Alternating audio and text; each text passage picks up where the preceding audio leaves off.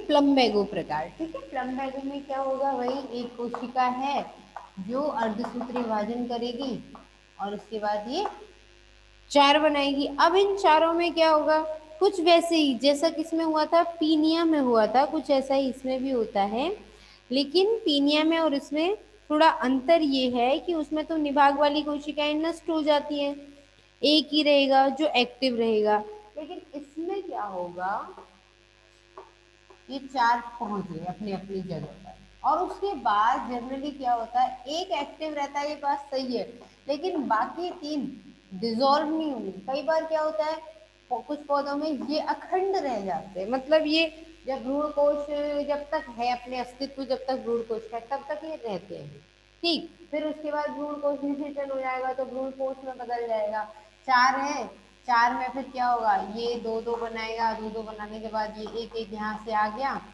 आने के बाद क्या होगा, इसकी स्थिति अब ये हो गई, यहाँ तो चार इकट्ठे हो गए हैं, यहाँ एक रह गया, और ये जो तीन है ये तो भ्रूण, ये तो केंद्रीय हो गया है ना, और ये जो तीन है ये बचे हुए रह जाते हैं, ये तो एक्टिव हो गई होगा एक तो, बाकी तीन में क्या हो गए, बची हुई अवस्था में रह गए। तो ये हो गया प्लम्बैगो प्रकार। और प्लम्बैगो के बाद अगला आता है एडोक्सा। एडोक्सा के प्रकार बहुत ही सिंपल है।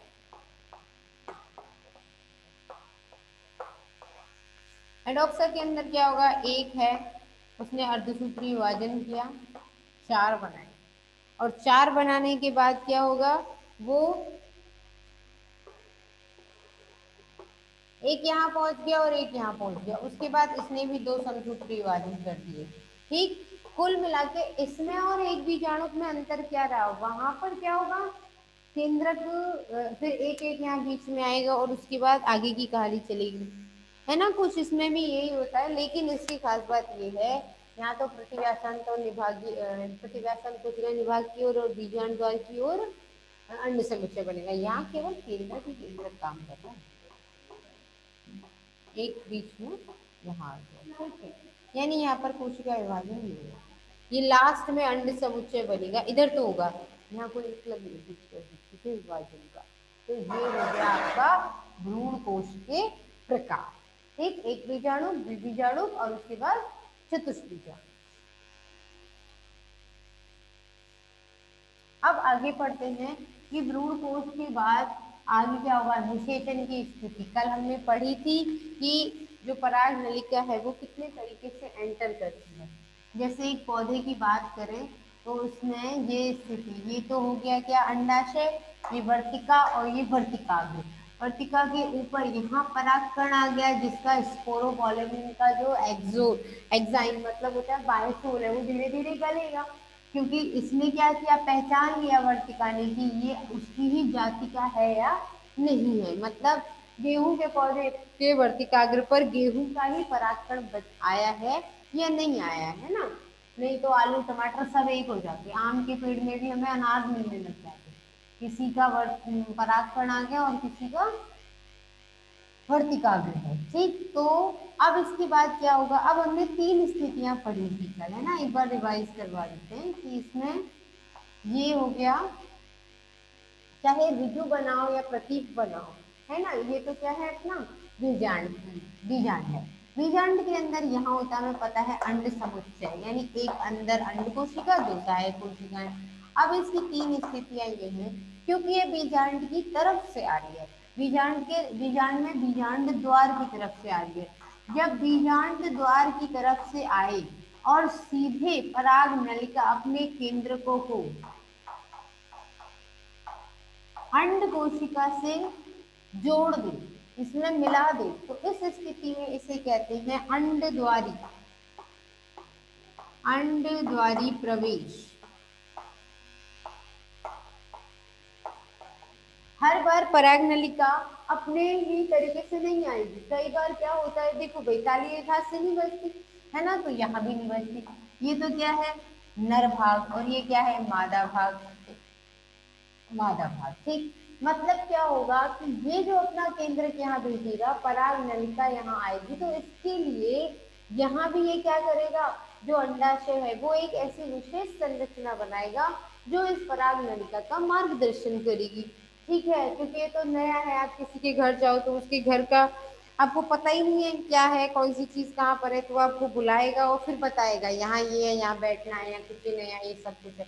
तो ऐसे ही यहाँ भी क्या होगा, ये पराग नलिका को मार्गदर्शन देने के लिए, बताने के लिए अंडाशय एक विशेष संरचना बनाता है, जिसे क्या कहते हैं, सेतु। हालांकि ये बता दिया, पर इसको अंग्रेजी में कई बार क्या होता है हमारे बायो में कि डायरेक्ट ऐसे आ जाता है ऑप्यूलेटर, और ये ऑप्यूलेटर ऐसे ना लिख करके यूं लिखा आ जाए, अगर ऑप्यूलेटर बताइए क्या होता है, अब आप क्या करेंगे। तो जरूरी नहीं है हर बार हिंदी ही नहीं, इंग्लिश के टर्म्स भी आपको पता होने चाहिए। अगर उसने कह दिया बताइए ऑप्यूलेटर क्या है, तो ये पता होना चाहिए कि ऑप्यूलेटर को ही सेतुक कहते हैं। सेतुक मतलब जो पुल का निर्माण करे, जो पराग नलिका को मार्गदर्शन देगा, किसके अंदर, वर्तिका के अंदर।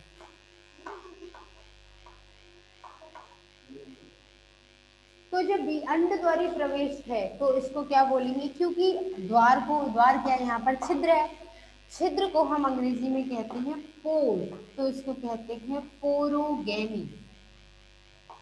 ठीक, अगर ऐसा हो कि ये यहां से ना आए बल्कि, चलो उल्टा बना के देख लेते हैं, है ना, क्योंकि सीधा है तो ज्यादा कंफ्यूजन हो जाता है कि सीधे में सीधे ही क्यों नहीं गए, घुमा ही क्यों, क्योंकि हर पौधे में एक ही तरीके का बीजांड नहीं होता है। किसी में आपको पढ़ा है ना, ऑर्थोट्रोपस, एनाट्रोपस, हेमी एनाट्रोपस, एम्फीट्रोपस, कैम्पाइलोट्रोपस और सार्सिनोट्रोपस, सब याद कर रहे थे वो। तो अब इसमें क्या होगा, अगर ये स्थिति है यहाँ और ये यहाँ से ना आकर के सीधे, अब ये कायिक कोशिका का केंद्रक तो खत्म हो गया, यहाँ इसकी पराग नलिका बन गई। अब ये पराग नलिका यहाँ से नहीं जा सकती, रास्ते तो कठोर है।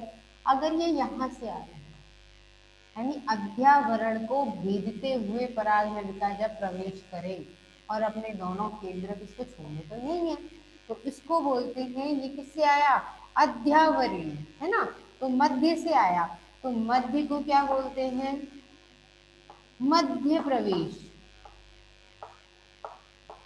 या इसको इंग्लिश में कहेंगे मीजोगैमी,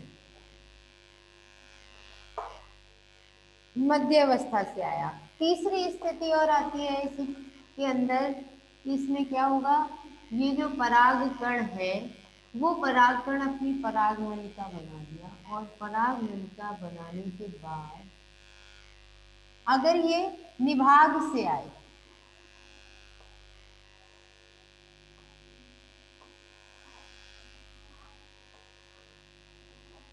ये यहाँ राफे ना हो और ये निभाग से प्रवेश करे, तो प्रतिव्यासांत कोशिकाएं तो वैसे भी नष्ट होनी ही है। ठीक, तो एक केंद्रक तो यहाँ इससे मिल जाएगा, और तीन में से ये दोनों सिनर्जिक जो सहायक कोशिकाएं वो नष्ट होंगी, है एक यहाँ से आएगा। तो क्योंकि ये कहाँ से आए, निभाग की ओर से आए, ये निभाग है, विभाग में क्या है, निभाग है। ठीक, इसी को अंग्रेजी में कहते हैं चैलेजा। ठीक, तो जब चैलेजा से आएगा तो उसको बोलेंगे निभागीय प्रवेश या चैलेजोगेमी, विभागीय प्रवेश या इसी को कहेंगे चैलेजोगेमी। कई बार इससे रिलेटेड क्वेश्चन आपसे पूछ लिए जाते हैं। ठीक है, तो ये तीन प्रकार से क्या है, पराग नलिका है, पराग नलिका का प्रवेश है, किसके अंदर, बीजांड के अंदर। ठीक, अब इसके बाद की कहानी पढ़ते हैं कि आगे क्या होगा। आगे मतलब अब देखो भाई, निषेचन होना है, क्यों, क्योंकि परागकण हो गया, हमने लघु बीजाणुधानी पढ़ ली, गुरु बीजाणुधानी पढ़ ली, लघु बीजाणुओं का निर्माण पढ़ लिया, गुरु बीजाणुओं का निर्माण पढ़ लिया। अब उसके बाद आगे की कहानी क्या है, आगे की कहानी ये है कि ये बीजांड की अवस्था हो गई। अब हम ज्यादातर, क्योंकि हमें पता है 80%, लगभग 80% पुष्पों के अंदर क्या है, यही स्थिति देखने को मिलती है। ठीक, अब क्या होगा इसमें, ये वर्तिकाग्र है ना, अब अच्छा एक खोल देती हूँ, बन देती है, वर्तिका हो गई, वर्तिकाग्र हो गया। अब ये जो है इसमें क्या होगा, दो केंद्रक तो इसके खुद के थे, और यहाँ पर जो प्रतिव्यासांत कोशिकाएं थी ये सब नष्ट हो गई। यहाँ पर क्या होगा, ये अंड समुच्चय की सहायक कोशिका वे अंड कोशिका। एक दिलचस्प की बात ये कि जो पराग नलिका आई, पराग नलिका क्या करेगी, यहाँ से एंजाइम स्रावित करेगी, एंजाइम स्रावित करने के बाद भित्तियों को गलाएगी। भित्तियों को सीधे नहीं गला सकती है वो, अंड कोशिका को तो कोई नुकसान पहुंचना ही नहीं चाहिए, तो ये क्या करेगी, इस सहायक कोशिका के द्वारा प्रवेश करेगी अंदर, यहाँ से गलेगा, या ये हो या इस तरफ की हो, वो फर्क नहीं पड़ता है, ठीक है। ये कोशिका तो पूर्ण रूप से सुरक्षित रहेगी। और उसके बाद इसका केंद्रक, जो पराग नलिका के अंदर केंद्रक थे, उन दोनों में से एक केंद्रक तो यहाँ इससे मिलेगा, और दूसरा केंद्रक जो आया यहाँ से, वो यहाँ से होकर के इससे मिलेगा। यानी कि कितनी बार निषेचन हुआ, 2 बार हुआ। ये क्या है, मादा युग्मक है। युग्मक क्यों कहा इनको, क्योंकि ये n+n अवस्था है, ठीक है। तो ये हो गई मादा युग्मक, ये मादा का सिंबल हो गया है ना, ये मादा युग्मक, युग्मक का मतलब होता है गैमीट, और ये हो गया क्या, नर युग्मक। तो नर युग्मक की स्थिति है, तो यहाँ अब क्या हो, ये एन है, ये तो अर्धसूत्रीय विभाजन के द्वारा है, तो टोटल क्या हुआ, एन एन एन, टोटल कितने हो गए, 3n हो गए ना। तो अब जब 3 केंद्रकों का संयुग्मन होता है तो इसी को क्या कहते हैं, त्रिक संलयन, क्योंकि 3 बार 3 केंद्रक आपस में जुड़े हैं। और क्योंकि एक बार नर और मादा, ये दोनों मादा युग्मक हो गए, और ये जो है वो नर युग्मक हो गया, तो 2 मादा और 1 नर युग्मक के जुड़ने की वजह से क्या हो गया, त्रिक संलयन। अब यहाँ पर भी क्या हुआ, ये केंद्रक क्या है, अर्धसूत्रीय विभाजन के द्वारा, किसका है, ये मादा युग्मक। ये क्या है, ये भी n प्रकार है, यानी नर युग्मक। अब यहाँ पर क्या होगा, दोनों जुड़ेंगे, तो n+n कंडीशन में क्या बनेगा, 2n, और ये दोनों युग्मकों के जुड़ने से हमेशा क्या बनता है, युग्मनज। ये क्या है, मादा युग्मक, और ये है नर युग्मक। दोनों युग्मकों के जुड़ने से जो बना, वो क्या बना, युग्मनज।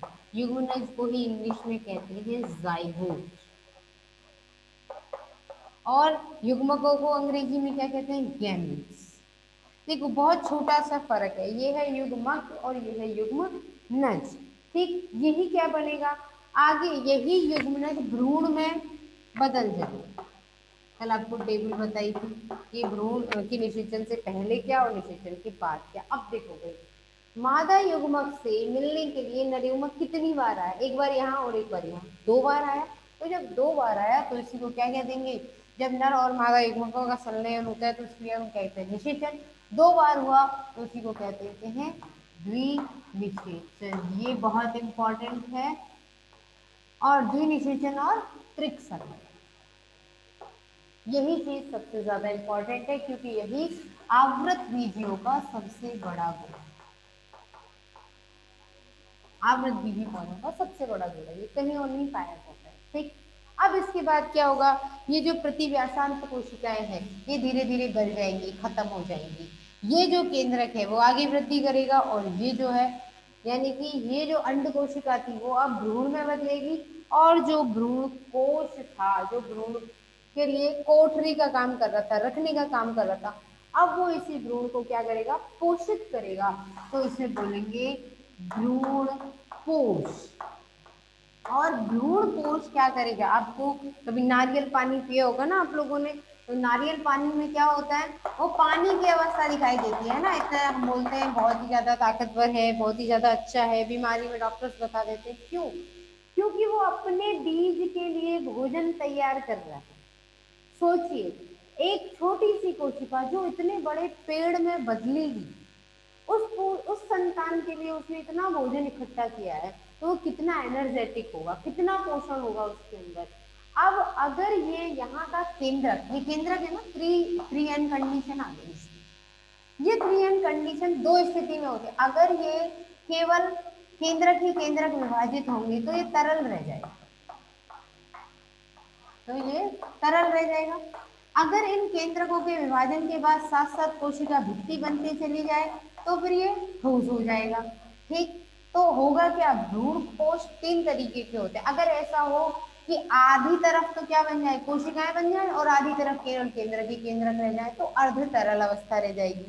अब देखो भाई, तरल भ्रूण कोश मिलता है किसके में, इसके अंदर, नारियल के अंदर, इसीलिए वो इतना इम्पोर्टेंट होता है हमारे लिए। दूसरा ठोस, ठोस भ्रूणपोष मिलता है सुपारी के अंदर, कैटेची। ठीक, अब सुपारी, अब वो सुपारी अलग हो सकती है, मतलब कई बार बोलते हैं पूजा वाली और खाने वाली, वो अलग है। बात ये है कि पेड़ में एक ही होती है, काट के उसकी स्वाद बदल दिया जाता है। ठीक, तो नारियल हो गया तरल, और सुपारी हो गई ठोस। और उसके बाद अगला क्या था, ऐसा भी पढ़ा ना हमने, ऐसा भ्रूणपोष जो आधा ठोस है और आधा तरल है। ये ज्यादातर कद्दू खाया होगा आप लोगों ने, तो उसे हेलोबियल बोलते हैं। ठीक है, जो ना पूरा ठोस है और ना पूरा तरल है। ठीक, तो वो हो गया कद्दू वर्गी। ठीक, तो आगे, अब आगे इसकी विवेचना करेंगे, है ना, ठीक से पढ़ेंगे कि भ्रूणपोष के प्रकार बताइए, क्योंकि ये क्वेश्चन सीधे सीधे आ जाता है कई बार कि भ्रूणपोष के प्रकार बताइए। तो 3 प्रकार का भ्रूणपोष होता है। अब तक क्या पढ़ा था, भ्रूणपोष के, अब क्या पढ़ेंगे, भ्रूणपोष। पोष मतलब निषेचन के बाद जो जो पोषित करे वो पोष, और जो रहने के लिए कोष दे वो पोष। ठीक, तो पोषण तो तभी देगा ना जब पहले उसमें खुद में ताकत होगी। खुद में ताकत तब आएगी ना जब नर युग्मक के साथ मादा युग्मक का निर्माण हो जाए, युग्मन हो जाए। ठीक, तो ये 3 प्रकार का होता है, सरल, बहुत सरल, दूसरा ठोस यानी कोशिका भित्ति बनते चली जाएगी, और तीसरा जो प्रकार है उसे बोलते हैं हेलोबियल। कई बार ये भी पूछा जाता है, हेलोबियल। अब तरल का मतलब क्या होगा, यानी कि ये स्थिति है जिसमें ये अंड कोशिका है। अभी हम होता है साथ साथ है, वैसे ज्यादातर पौधों में क्या होगा भाई, सीधी बात है, पहले हम लोग कहाँ निवास करेंगे, जहाँ हमारे लिए अनुकूल परिस्थितियां होंगी, खाना पीना रहना आवास सारी सुविधाएं होंगी। तो भ्रूण भी कहाँ जाके रहेगा, जहाँ उसके लिए खाने की व्यवस्था होगी। तो पहले क्या बनेगा, खाना, फिर क्या होगा, भ्रूण का निर्माण होगा। फिर धीरे धीरे कुछ पौधों में ऐसा होता है कि साथ साथ होते चले जाते हैं। ठीक है, अब इसमें क्या है, यहाँ 3 केंद्र है। अब हम इन 3 केंद्रों को वो एक ही मान के चलते, क्योंकि अब इनका समेकन हो गया, मिल चुके हैं। अगर ये केंद्रक लगातार केंद्रक विभाजन करें यानी कैरियोगेमी करें कंटिन्यू, ठीक, तो वही तरल अवस्था में दिखाई देगा हमको। ठीक, तो ये हो गया तरल भ्रूणपोष। ये है किसके अंदर, वही बीजांडकाय के अंदर। आप बीजांड, ठीक है, क्योंकि बीजांडकाय को क्या होता है, यहाँ बचा हुआ रह जाता है ना, भ्रूण कोश के बाहर जो स्थिति होती है उसे क्या कहते हैं, न्यूसेलस या बीजांड काय, जो भ्रूण कोश को पोषित करती है। लेकिन धीरे धीरे अब क्या हो गया, भ्रूण कोश खुद ही खा पी के पक्का हो गया, या कई बार ये बचा रह जाता है कुछ पौधों में, तो ये भी भ्रूण को पोषण ही देने का काम करेगा। कुल मिला के इनका पूरा ध्यान किस पर केंद्रित है, इस भ्रूण पर। ठीक है, नई संतति पर। अब क्या होगा, ये तरल होता है। ठीक, अब इसके बाद ये होगी, अच्छा कई बार नारियल की कहानी पढ़े अगर हम, तो ये तो अंडाशय, ठीक है, अंडाशय की फिर भित्तियां हो जाती हैं, बाह्यफल भित्ति। देखो जैसे कच्चा नारियल है ना, जिसको जिसमें से मतलब हम लोग स्ट्रॉ पाइप लगा के पीते हैं, कई बार वो जूस पीते हैं नारियल का, कोकोनट मिल्क बोला जाता है। वो बहुत ही पोषक होता है, यहाँ तक कि जब हम बायोटेक्नोलॉजी की पढ़ाई करते हैं तो उसमें क्या है, किसी पौधे के किसी भी भाग को लेकर, देखो ये समझना, पौधे के किसी भी भाग को, जैसे परागकण है, अगर हमने परागकण लिए उसमें मीडियम डाला तो मीडियम में कोकोनट मिल्क डाला जाता है। कोकोनट मिल्क हर बार नहीं डाला जाता है, मुख्य रूप से पुराने टाइम में जब ज्यादा विकास नहीं था, आज भी हम कोकोनट मिल्क लेते हैं, वो बहुत पोषक है। कोकोनट मिल्क में अगर पराग कणों को डाल देंगे तो वो पूरा नया पौधा बना देगा अयुग्मित स्थिति में। ठीक, तो ऐसा पराग कोश है वो, ठीक, सॉरी भ्रूण को कोश है। अब बात करें आगे, यहाँ तो ये दो ही है। ठीक, नारियल में क्या है, जो नारियल जूस पिया जाता है तो आप हरा लोगे, नारियल कच्चा है वो, ठीक, तो वो हो गई उसकी बाह्यफल वृद्धि, उसको आप हटा देंगे। उसको हटाने के बाद क्या आता है, जटा आ जाती है, बीच वाला कोशिका वृद्धि। ठीक है, तो वो जटाएं क्या है उसकी, मध्य फल वृद्धि। ठीक, उसके बाद अंदर उसको जब खोलोगे, है ना, जैसे ये नारियल है, बन गया ऐसे। अगर ये हरा हो तो ये हरी परत तो क्या है, बाह्यफल वृद्धि।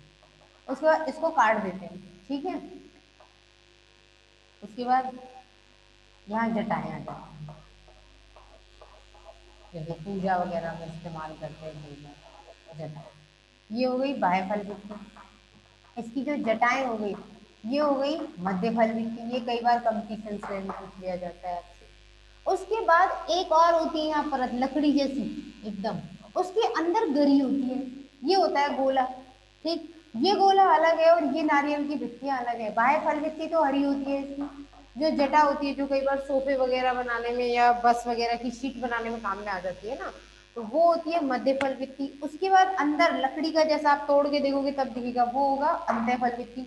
उसके बाद ये होती है गरी, यहाँ है बीज, यहाँ है क्या, ये तो अंडाशय की भित्तियां हो गई, इसमें कुछ और नहीं होता है बस। उसके बाद ये क्या हो गया, बीजांड, बीज आवरण हो गया।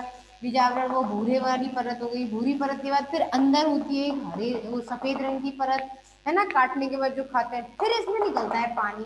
तो ये जो पानी है, यही इसका भ्रूण पोष है। अच्छा, अब आप बोलोगे इसमें भ्रूण तो कहीं दिखाई नहीं। अब भ्रूण दिखेगा कहाँ से भाई, वो भ्रूण कोष क्यों बना, जिससे कि वो भ्रूण विकसित हो सके।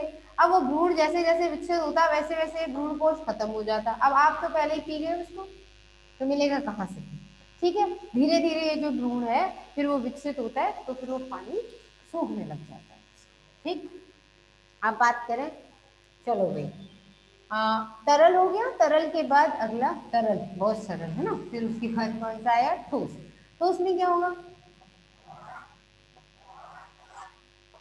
अब इसको अंडाशय के अंदर बंद क्या करना, अब आप समझदार हो गए, अब सीधे सीधे करवा देते हैं। ये तो हो गई क्या, अंडकोशिका, जिसके अंदर अब जो केंद्रक दो थे वो अब एक ही साथ बोले गए। अब इसमें पता ही नहीं चल रहा है कि नर केंद्रक कौन सा है और मादा केंद्रक कौन सा है, मिल गए दोनों। अब यहाँ पर क्या होगा, ये ठोस जो है, इसमें क्या है, ये जो त्रिक संलयन द्वारा है ना, 3N टाइप का जो केंद्रक बना, ये continue cell sorry nuclear division करेगा, मतलब नए नए केंद्रक बनाएगा। और प्रारंभिक अवस्था में जो केंद्रक होते हैं, देखो दो तरीके के विभाजन पढ़ने को मिलेंगे आपको कई बार कोशिकाओं में, एक परिणतिक, एक अपनतिक। परिणतिक और एक अपनतिक। परिणतिक का मतलब है कोशिका एक होगी, फिर बाहर की तरफ दूसरी, तीसरी, परत दर परत बनाएगी, मतलब एक सिस्टमेटिक ढंग से डिसिप्लिन में काम करेगी। अपनतिक, एक कोशिका कहीं बढ़ गई, जैसे एक कोशिका इसमें कहीं एक बढ़ा दी, दो तीन बढ़ा दी, और यहाँ एक ही एक बढ़ी है, तो ये कहीं भी कैसे भी कुछ पता ही नहीं चल रहा है किसका कहाँ डिसिप्लिन है।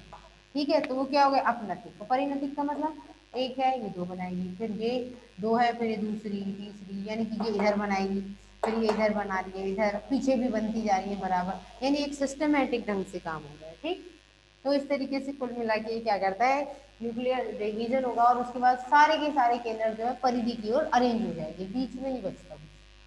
ठीक, अब जब बाहर की तरफ केंद्रक ही केंद्रक निर्मित होंगे और बाहर की तरफ परिधि की ओर केंद्रक निर्मित हो जाएंगे, और परिधि की ओर बने हुए केंद्रकों के बाद फिर इसमें क्या होगा, यहाँ कोशिका भित्ति बन जाएगी ऐसे। अब जब कोशिका भित्ति बन गई तो ये क्या होगा, ठोस हो गया। अब ठोस है भाई, देखो आपको जब जूस पीना है तो आप क्या करोगे, इसमें स्ट्रॉ पाइप डाल दो। ये क्या करेगा, ये अपना स्ट्रॉ पाइप डालेगा। इसका जो स्ट्रॉ पाइप होता है उसका नाम क्या होता है, जो अंग चूसने के काम आए वो चूसकांग बोला जाता है ना। और चूसकांग को इंग्लिश में क्या बोलते हैं हम, हॉस्टोरिया। ये पूछ लेते हैं कई बार, हॉस्टोरिया का डायग्राम पूछ लिया जाता है। ठीक है, वो आगे कंटिन्यू करेंगे, अभी पहले इतना समझिए। यहाँ भी ये चूसकांग में डालेगा, वैसे सरल प्रकार है ना, तरल है सॉरी, ठीक तरल है तो इसमें ज्यादा सूचकांक वगैरह नहीं डालने पड़ते, क्योंकि वो सीधे ही बस क्योंकि यहाँ से तो सीधे ही कोशिकाएं गली हुई हैं पहले से, तो भोजन सीधे मिलता चला जाएगा। क्योंकि ये कोशिका भित्ति होगी, भित्ति के बाद कोशिका झिल्ली होगी, तो कोशिका झिल्ली क्या होती है, पारगम्य होती है ना, चयनात्मक पारगम्य होती है। अब ये क्या करेगी, यहाँ फिर से केंद्र विभाजन हुआ, केंद्र के साथ साथ ही कोशिका विभाजन भी, भित्ति का निर्माण भी होता चला गया। तो अब ये क्या कठोर है, तो कठोर है तो इस स्थिति में इसको क्या करना पड़ेगा, अब ये यहाँ से बड़ी ही विचित्र प्रकार के हॉस्टोरिया डालेगा। दो तीन तरीके के हॉस्टोरिया देखने को मिलते हैं। एक होता है पालीवत, जो पाली जैसी बना रहे, पाली बनाई ना इसलिए यहाँ, ये पाली एक हो गई, ये दूसरी हो गई, ये तीसरी हो गई। ठीक है, या तो पालीवत स्थिति में होगा, या फिर ऐसा होगा कि वो इन दोनों के बीच में, यानी कि ये हो गई आपकी भ्रूणपोष और ये हो गया भ्रूण, तो इनके बीच में कई बार ऐसा होता है कि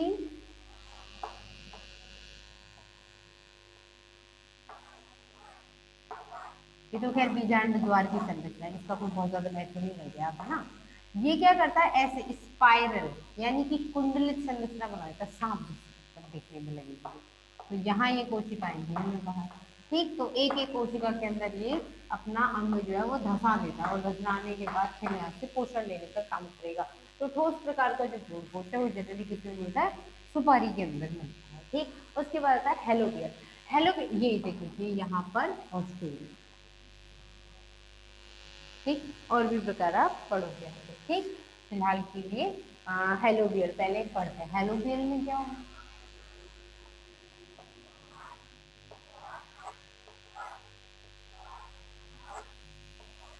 ये है, ठीक। तो ये तो हो गया भ्रूण, ये आगे विकसित होगा।